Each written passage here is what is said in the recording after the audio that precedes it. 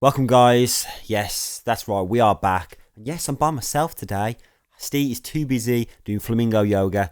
Anyway, flying solo for this week with The Citadel, episode 1, titled The Human Enigma, starring Richard Madden, Stanley Tucci, and Priyanka Chopra. And they do an absolutely amazing job of this series.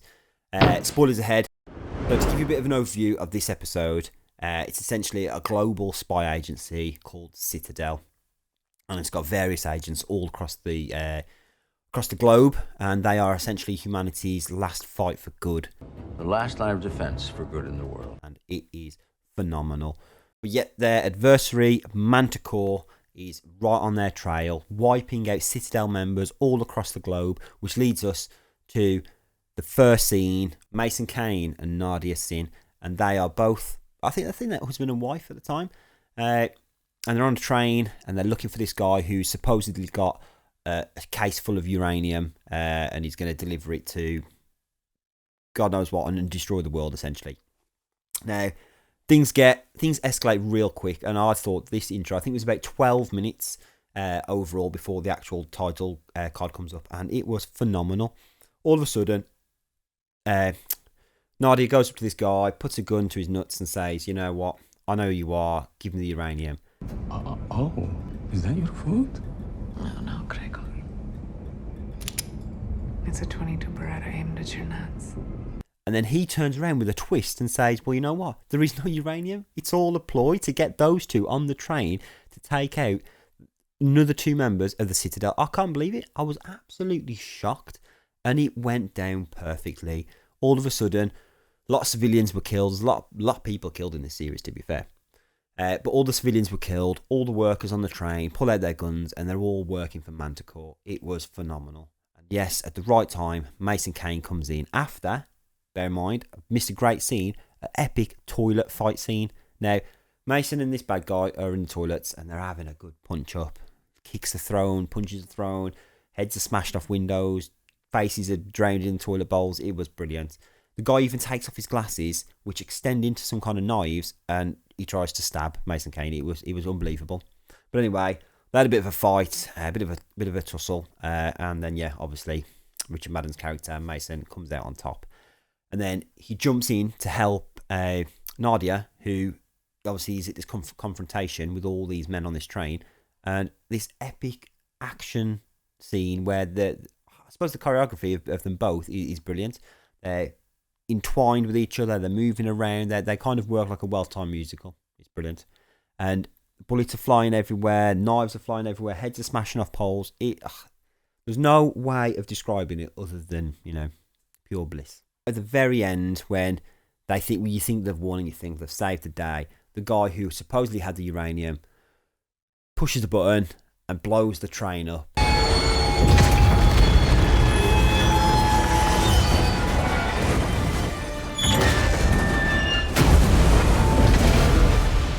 And then we skip 8 years later, and Richard Madden's character, Mason, wakes up.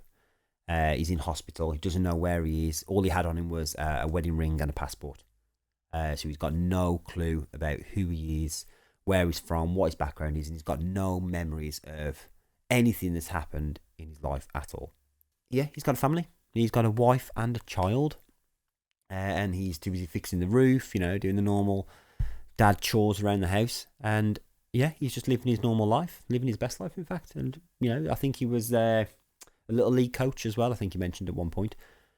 And he's got no idea of who he is, but he still has these visions, these flashbacks of Nadia with a red dress and a red lipstick. And he can't shake it, he doesn't know who it is. So he speaks it out with his therapist, and his therapist kind of says, "Okay, well, you know what, let's do ancestry, let's get a DNA test on you." Obviously he's not thought of that before. So they do a DNA test, and then all of a sudden, Stanley Tucci's character is pinged with an alert. And yeah, he's got an alert to say that Mason Kane is still alive, and he's been looking for any other surviving members of the Citadel because he thought it was just himself. Mason Kane's house getting bombarded with Stanley Tucci there. So he gets them at gunpoint, ushers them into this car, this Jeep. Obviously, and I love the way that Richard Madden's character there steps forward, or he steps to the right at a moment to block the gun to allow his family to get into the car. Obviously, they're getting into a car of a kidnapper, but still, there's that moment, that kind of paternal instinct about him, and I kind of love that as a character. So he gets them into this car and instantly knocks them out with some sleeping gas, and they all fall to sleep.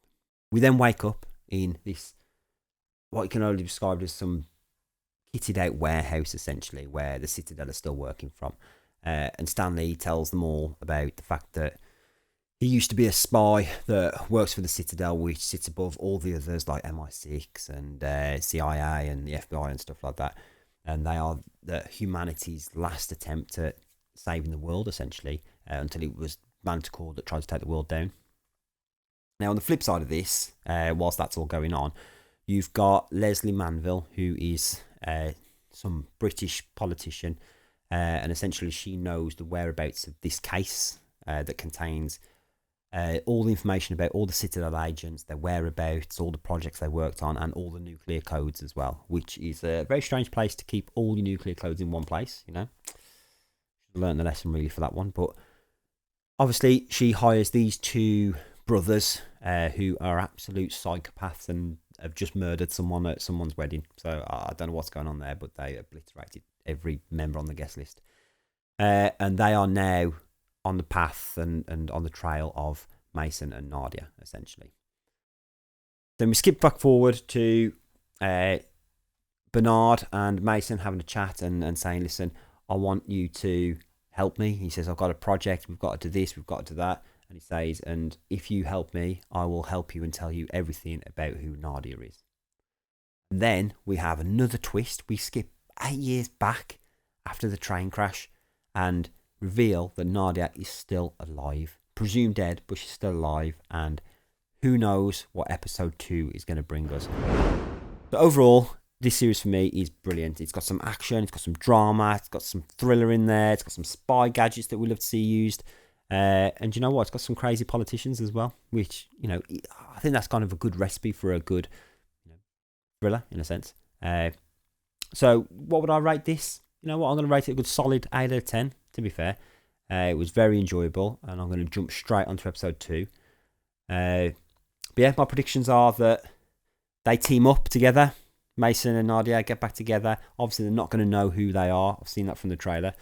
Are they going to save the world or not? Of course they are. I'm going to get at least 3 seasons out of this bad boy. Right, let me know your thoughts on this series. What you found most interesting. Who's your favourite character? And we'll catch you next week with something new.